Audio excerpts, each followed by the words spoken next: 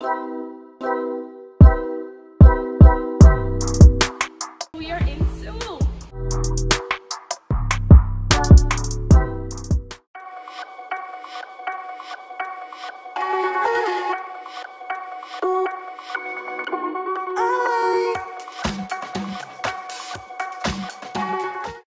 So it's only 16 hours left, 1 till the flight, then 3 hours till first location, then 2 hours layover, and then 10 more hours.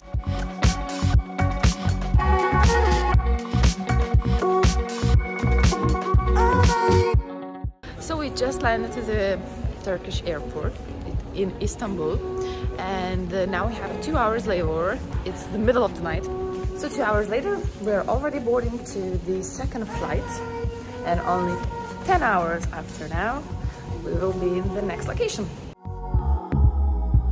We are in Seoul, and yes, this place is just in the middle of the airport, so the expectations are already high. Almost reached our place. So here's the place for the next week. Yeah, and those like stars from this astronaut.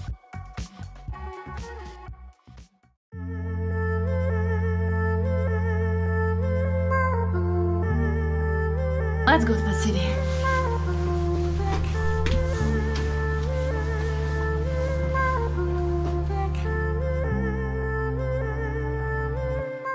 Now we are heading to a very unique attraction strongly loved both by the foreigners and locals, renting a hanbok. Go to one of the 100 stores, we will link our in the description, and you have to choose a full set, underskirt, main skirt and top.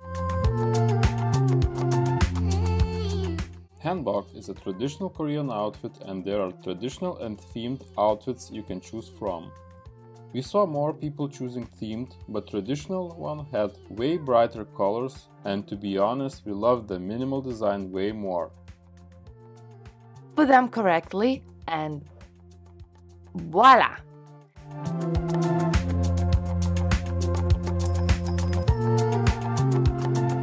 If you are lucky and line is not too long, you can get your hair done as well.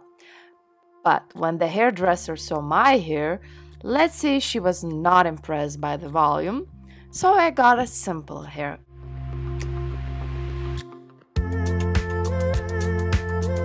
Just casually walking in the streets with the traditional outfit. I know that the locals saw a lot of tourists like that, but for us it's still strange.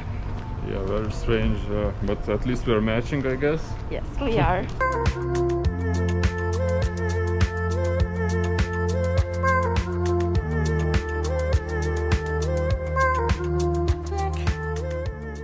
A nice thing of renting a hanbok is that it's just near the main tourist place of Seoul.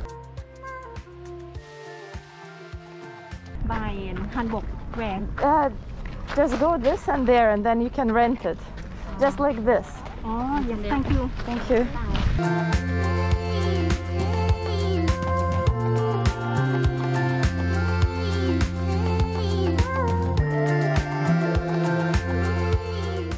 Gyeongbokgung Palace is one of the main attractions in Seoul. It was the royal palace, and it was one of the 5 palaces that were destroyed in the fire. And to enter here in this area, it's completely free. If you want to go inside, it's 3,000 won per adult. The additional benefit of renting a hanbok costume is that you can enter the palace for free.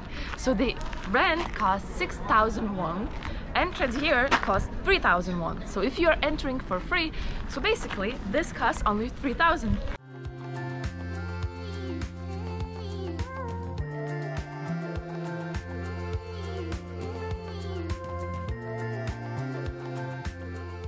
If you think that it is not the most beautiful palace in Seoul, but still, this is the most visited site in Seoul. There is more than 6 million visitors every year.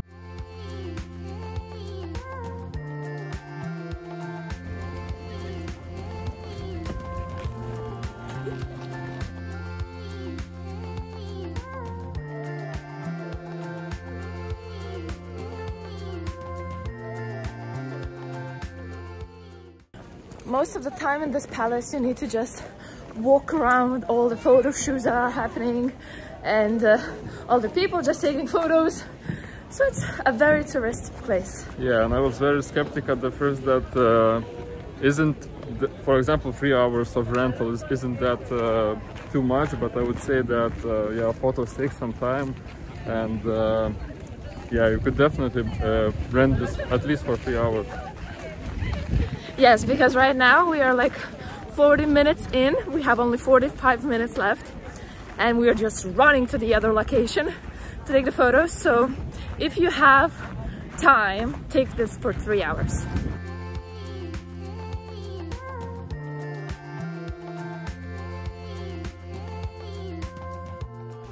Next very popular spot to take pictures with Hanbok is Bukchon village. This village is full of cultural centers and museums that showcase the culture of the Joseon dynasty. It's a unique display of the dynasty's architecture and a way of living. It was originally inhabited by aristocrats over 600 years ago, and to this day there are still people who call this village their home. Just for the information, in the Hanbok village you need to be quiet, because we found some locals who wanted to take photos with us and we are very loud, so the locals said that we shouldn't be loud, it should be quiet in here. So just the information for you. But it's nice, there are plenty of people, but there are a lot of good spots, so if you want to take the photos, it's amazing in here.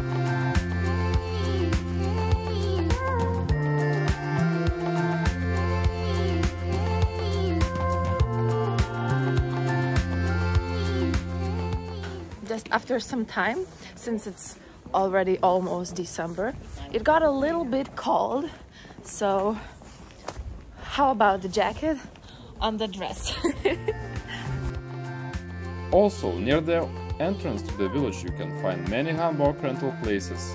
They're basically on every corner, so if you want some awesome pictures you can rent them there.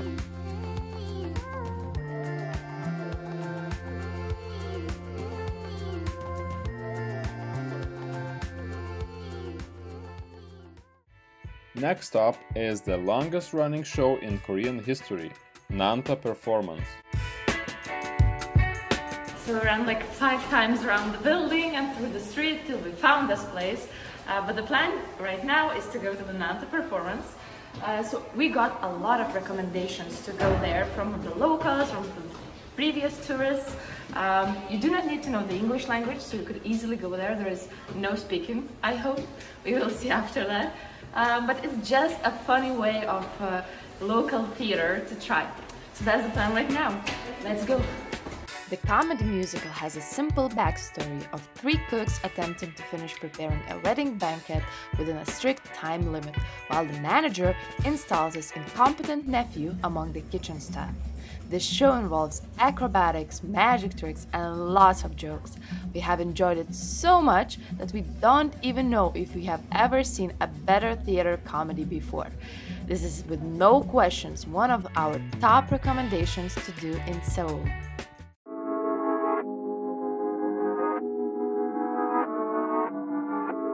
There are a few big walking streets in Seoul, but for us the best one was Myeong-dong Street.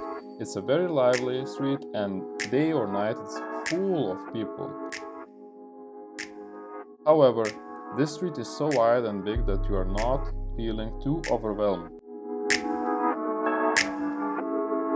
Let's not forget that there are food stalls which are very inviting with their smells, and of course, as everything in Korea, street food is very good quality.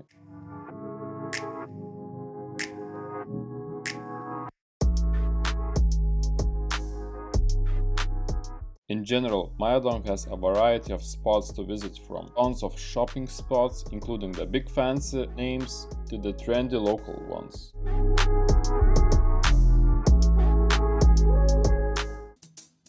Next, our recommendation is Palace Complex, where you can relax and enjoy Korean architecture.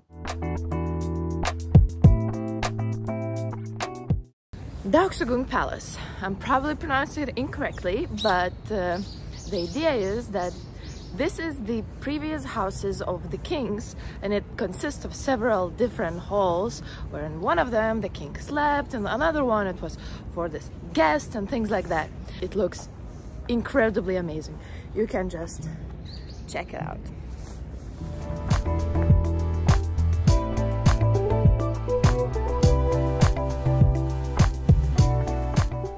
Deoksugung is located just in the city center, basically nearby the city hall, so it's not very hard to find. The tickets cost around 1,000 won if you are older than 25, and it's around 1.4 euros.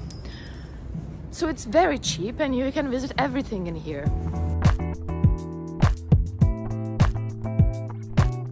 Being just in the middle of all the skyscrapers, it's like a very small garden, not very small, but a small garden, where could you rewind, take some rest, and enjoy the silence, because you can hear the cars here, but in general it's a very well preserved place.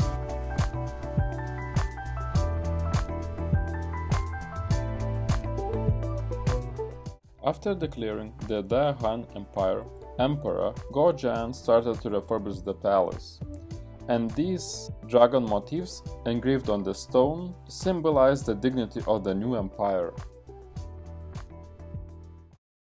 So Myeong-dong Hall area consists of several buildings. So the first one was for the foreigners, just to entertain them in here, and the one behind it, you can see there, was where the king was sleeping. It was kind of the king's house. It's interesting because here they do not have a queen house. And then there is very back, there is one more building that is believed was architected by the Russian architect and consists of the Russian architecture together with the Korean one.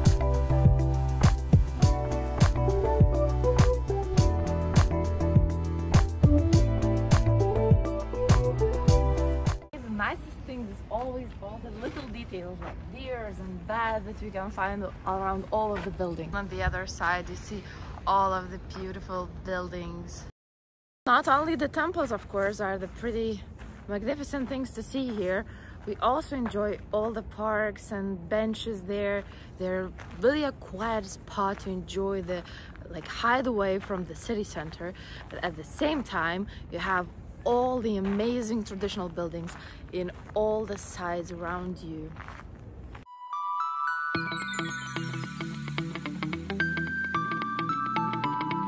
As everywhere in Asia, markets are one of the top tourist sites. And there is no difference for Seoul. There you can find plenty of huge day and night markets. For us the best one was Namdaemun market.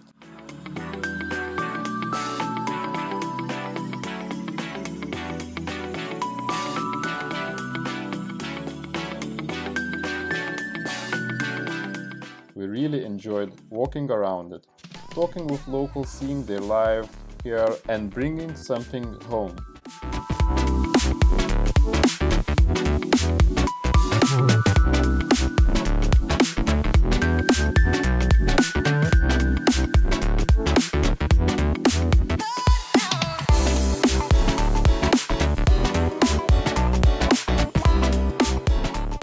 You can find anything here, from souvenirs to vacuum cleaner, from jewelry to mattresses.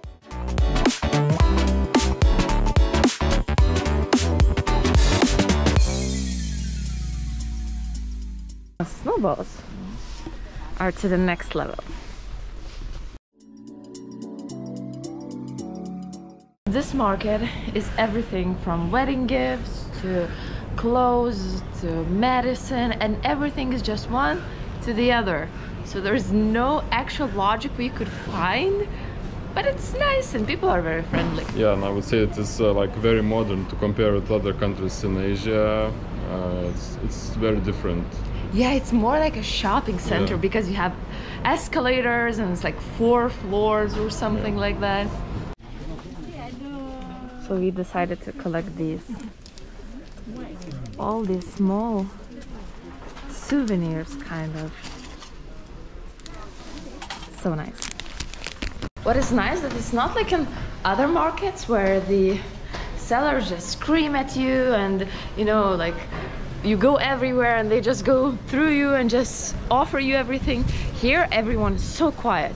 Like, they could offer you something like, do you want a blanket? But they do not like put it to you. It's just very calm and just nice to go around. Look at this beauty. If I would have a luggage Manta's nose, I would buy like all of them. Also, you can find the palace in the middle of the market.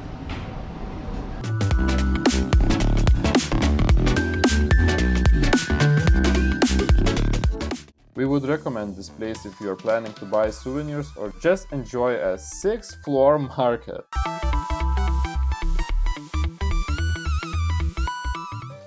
There is one place near Seoul which with no doubt should be on this list, DMZ. We have created a whole episode for this unforgettable occasion. You can check it by clicking on the link in the top of the video.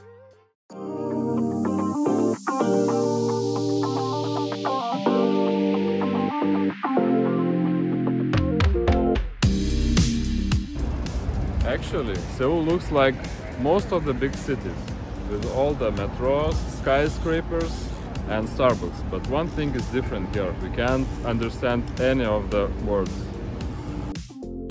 While going between locations, we spotted this nice place just between the skyscrapers. There is a river and all the locals and foreigners taking photos. So it's also a very nice place to find. We hope you enjoyed our video. Please don't forget to like and subscribe. Let's meet on other videos.